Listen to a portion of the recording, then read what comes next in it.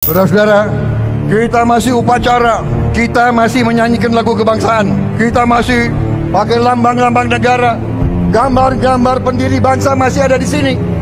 Tetapi di negara lain, mereka sudah bikin kajian-kajian di mana Republik Indonesia sudah dinyatakan tidak ada lagi tahun 2030. Boom!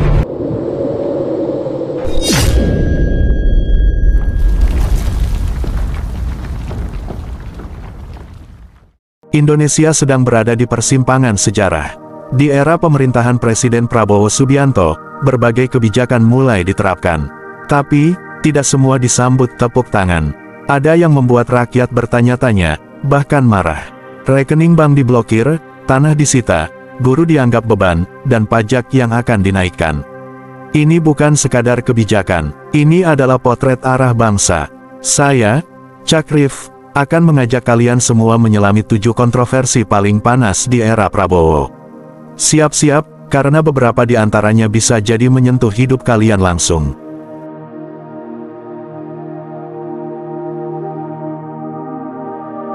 Kontroversi pertama, rekening bank tidak aktif dalam 3 bulan akan diblokir. PPATK menyatakan bahwa rekening bank yang tidak aktif selama 3 bulan akan diblokir.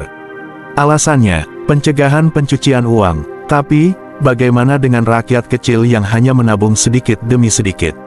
Apakah mereka juga akan kehilangan hak atas uangnya sendiri? Kebijakan ini memicu ketakutan. Apakah negara mulai mengawasi terlalu dalam urusan pribadi warganya? Saya hari ini berencana membayar besi, semen untuk pembangunan masjid saya.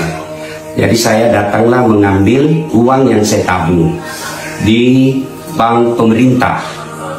Setelah saya tiba ternyata rekening saya diblokir karena tidak aktif selama 3 bulan. Saya bingung kenapa diblokir. Alasannya katanya supaya menghindari hal-hal negatif. Setahu saya selalu diiklankan oleh negara, ayo menabung, ayo menabung. Menabunglah saya, tapi kenapa diblokir? Bayangkan, 122 juta rekening bank di Indonesia tiba-tiba dibekukan. Tanpa transaksi selama 3 bulan, rekening itu dianggap mati. Tapi siapa yang menentukan? PPATK. Bukan, kata Ketua PPATK, Ivan Yustiavandana, data itu datang dari bank. PPATK hanya menganalisis. Selama berbulan-bulan, Ivan dan timnya menyisir data itu dalam 15 tahap. Satu persatu rekening dibekukan, lalu dibuka lagi, dianalisis ulang. Prosesnya rumit, katanya, demi satu tujuan, melindungi rakyat dari kejahatan digital. Karena di balik layar, ada pasar gelap jual beli rekening. Ada peretasan, ada pembobolan, rekening-rekening nganggur jadi sasaran empuk para pelaku pidana. Mereka tak bisa buka rekening baru karena sistem perbankan makin ketat. Maka mereka cari yang lama, yang tak aktif, yang milik rakyat kecil. PPATK bertindak. Rekening dorman dibekukan. Hasilnya, transaksi judi online langsung nyungsep. Dari 5 triliun rupiah, tinggal 1 triliun rupiah. Minus 70%. Ivan menyebut ini keberhasilan. Katanya, ini bagian dari asta cita menuju Indonesia emas. Tapi rakyat bertanya, apakah ini perlindungan, atau pengawasan yang terlalu dalam? Kontroversi kedua, tanah nganggur 2 tahun akan disita negara. Tanah yang tidak digunakan selama 2 tahun akan disita. Pemerintah berdalih ini demi efisiensi dan pemerataan. Tapi bagaimana dengan warisan keluarga? Bagaimana dengan tanah yang belum sempat digarap karena keterbatasan modal? Apakah ini bentuk perampasan terselubung atas hak milik rakyat? Pada tanggal 6 Agustus tahun 2025, sebuah pernyataan mengguncang publik. Di sebuah hotel mewah di Jakarta Selatan, Nusron Wahid, pejabat tinggi negara, berbicara di hadapan wartawan. Dengan nada tenang tapi tegas, ia menyampaikan, ada 100.000 hektar tanah di Indonesia yang berpotensi telantar. Dan jika tanah itu dibiarkan selama 2 tahun, negara berhak menyita. Bukan hanya itu, Nusron menegaskan sesuatu yang lebih dalam. Katanya, tanah itu tidak ada yang memiliki. Yang memiliki tanah itu negara. Orang hanya menguasai. Kalimat itu menghentak. Jadi nggak ada istilah tanah kalau belum ada SHM-nya itu dia memiliki, nggak ada. Oh, ini tanahnya mbah-mbah saya, leluhur saya. Saya mau tanya, emang mbahmu leluhurmu dulu bisa membuat tanah? Nggak bisa membuat tanah. Bagi sebagian rakyat, tanah bukan sekadar aset. Ia adalah warisan, sejarah, bahkan identitas. Tapi kini, statusnya berubah. Tanah yang tidak digarap, tidak dibangun, tidak dimanfaatkan, bisa diambil alih. Tanpa ampun, polemik pun meletus. Apakah ini bentuk pengaturan demi efisiensi? Atau justru ancaman terhadap hak milik rakyat kecil? Apakah negara sedang menata, atau merampas secara halus? Di balik angka 100.000 hektare, ada jutaan harapan. Ada petani yang menunggu musim. Ada keluarga yang menabung untuk masa depan. Tapi kini, mereka harus berpacu dengan waktu. 2 tahun, jika tidak, tanah itu bukan lagi milik mereka. Dan di tengah semua itu, satu kalimat Nusron terus bergema. Tanah itu milik negara, orang hanya menguasai. Kontroversi ketiga, menyamakan pajak dengan zakat dan wakaf. Di tengah sorotan publik, pada sebuah forum ekonomi syariah yang disiarkan daring tanggal 13 Agustus tahun 2025, Menteri Keuangan Sri Mulyani Indrawati melontarkan sebuah pernyataan yang langsung menyulut perdebatan. Dengan nada tenang, ia berkata, dalam setiap rezeki dan harta yang kami dapatkan, ada hak orang lain. Caranya hak orang lain diberikan melalui zakat, wakaf, ada yang melalui pajak. Pernyataan itu terdengar mulia, tapi bagi sebagian umat Islam, itu bukan sekadar kalimat. Itu menyentuh ranah keyakinan, ranah ibadah, ranah yang sakral. Zakat dan wakaf bukan sekadar instrumen ekonomi. Mereka adalah ibadah, perintah langsung dari Allah. Ada syarat, ada nisab, ada mustahik, ada niat yang suci. Sementara pajak adalah kewajiban negara. Dibuat oleh manusia, berlaku untuk semua, tanpa memandang iman. Karena di dalam setiap rezeki dan harta yang kamu dapatkan, ada hak orang lain. Bukan ustazah ya dalam hal ini, tapi ini karena Menteri Keuangan juga dalam setiap rezeki Anda ada hak orang lain. Caranya hak orang lain itu diberikan, ada yang melalui zakat, ada yang melalui wakaf, ada yang melalui pajak. Majelis Ulama Indonesia pun angkat bicara. Kiai Haji Abdul Muiz, Wakil Sekretaris Komisi Fatwa MUI, menegaskan, zakat dan pajak adalah dua entitas berbeda. Zakat adalah ibadah, pajak adalah kewajiban negara, tidak bisa disamakan. Di media sosial, suara-suara umat menggema. Ada yang menyebut pernyataan Sri Mulyani sebagai sesat menyesatkan. Ada yang bertanya, bagaimana mungkin hinanya pajak disamakan dengan mulianya zakat? Karena bagi umat Islam, zakat adalah penyucian harta. Wakaf adalah amal jariah. Pajak dipungut dari kaya dan miskin, tanpa batas, tanpa syarat spiritual. Sri Mulyani mungkin bermaksud baik. Ia ingin menanamkan semangat keadilan. Tapi analogi itu terlalu dalam untuk disederhanakan. Karena di dalam Islam, keadilan bukan hanya soal distribusi, tapi juga soal niat, syariat, dan ridha ilahi. Dan disinilah letak kontroversinya. Ketika negara mencoba menyentuh wilayah ibadah dengan logika fiskal, apakah ini bentuk penyatuan nilai, atau justru pengaburan makna? Kontroversi keempat, guru disebut beban negara. Guru, pahlawan tanpa tanda jasa, disebut sebagai beban negara. Pernyataan ini memicu kemarahan publik. Bagaimana mungkin mereka yang mencerdaskan bangsa dianggap beban? Apakah ini cerminan dari arah kebijakan pendidikan yang mulai bergeser dari nilai-nilai luhur? Agustus tahun 2025, media sosial mendidih. Sebuah video viral, ditonton lebih dari 100.000 kali, menampilkan potongan pidato Menteri Keuangan Sri Mulyani. Dalam video itu, terdengar kalimat yang membuat jutaan guru di Indonesia tersentak. Guru adalah beban negara. Komentar pun meledak. Warganet marah. Para pendidik kecewa. Profesi yang selama ini disebut pahlawan tanpa tanda jasa, tiba-tiba dianggap beban. Tapi, benarkah Sri Mulyani pernah mengatakan itu? Guru itu beban negara. Kepala Biro Komunikasi Kemenkeu, Denny Surjantoro, langsung angkat bicara. Ia menyebut video itu hoaks, potongan manipulatif, bahkan hasil rekayasa teknologi deepfake. Faktanya, Menteri Keuangan tidak pernah menyatakan guru sebagai beban negara, tegasnya. Sri Mulyani pun buka suara lewat akun Instagram pribadinya. Ia membantah keras. Katanya, video itu menyesatkan. Ia tak pernah merendahkan profesi guru. Yang ia bahas sebenarnya adalah tantangan pembiayaan pendidikan. Tentang gaji guru dan dosen yang masih rendah. Tentang beban anggaran negara yang terus membengkak. Ini salah satu tantangan bagi keuangan negara, katanya.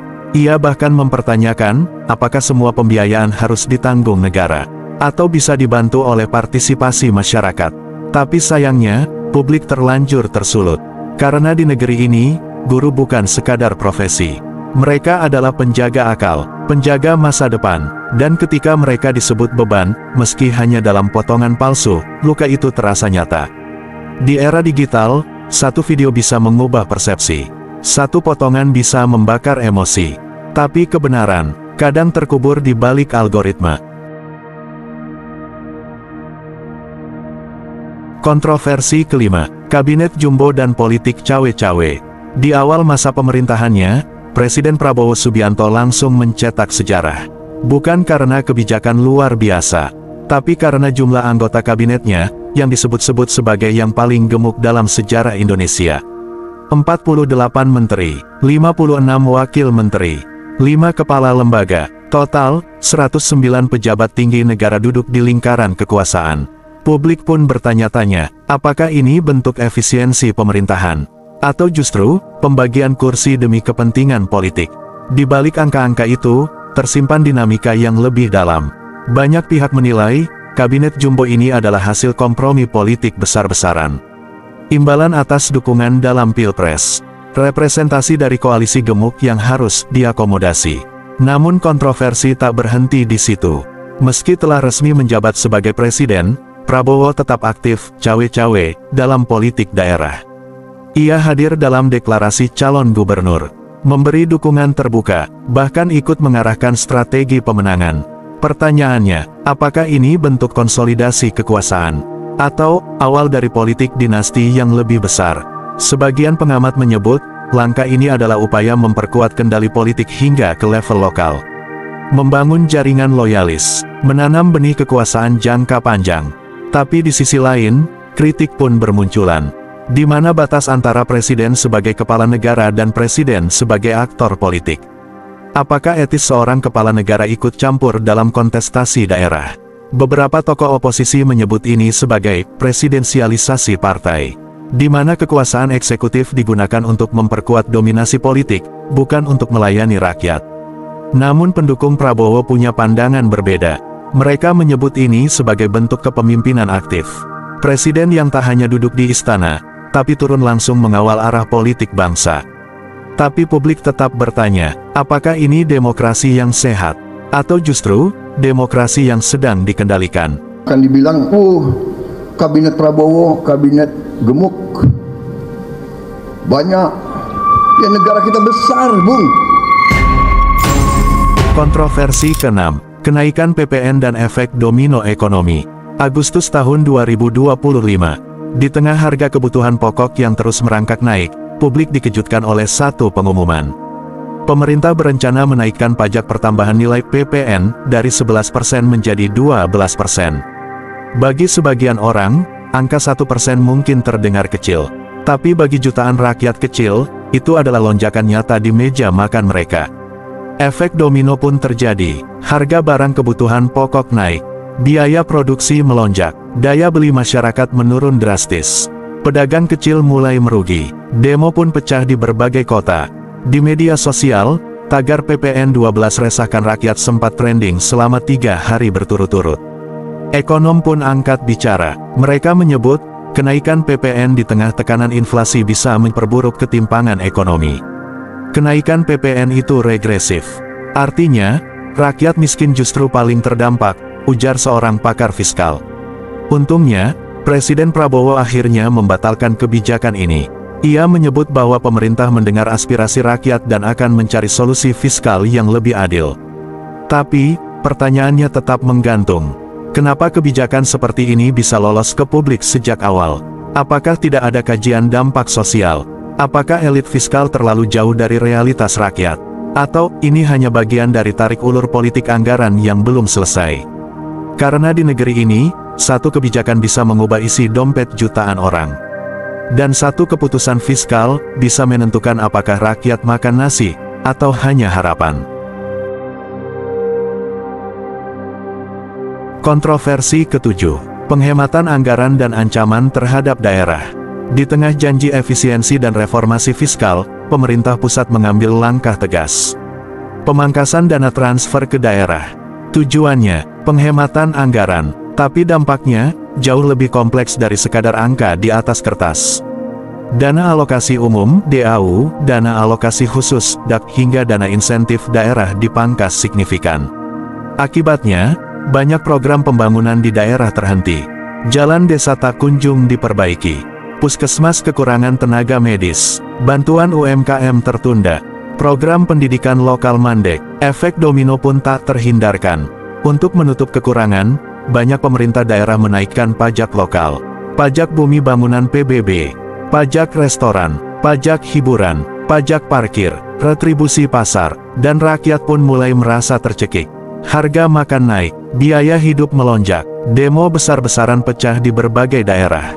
Yang paling besar terjadi di Kabupaten Pati. Ribuan warga turun ke jalan, menolak kenaikan pajak yang dianggap sepihak.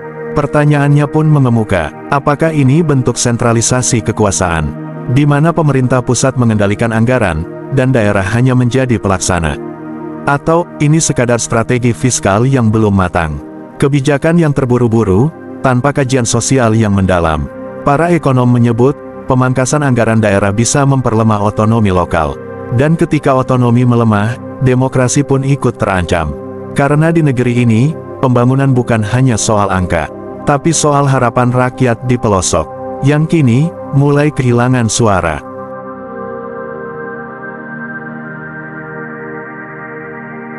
Kontroversi bukanlah hal baru dalam pemerintahan. Tapi di era Prabowo, intensitasnya meningkat.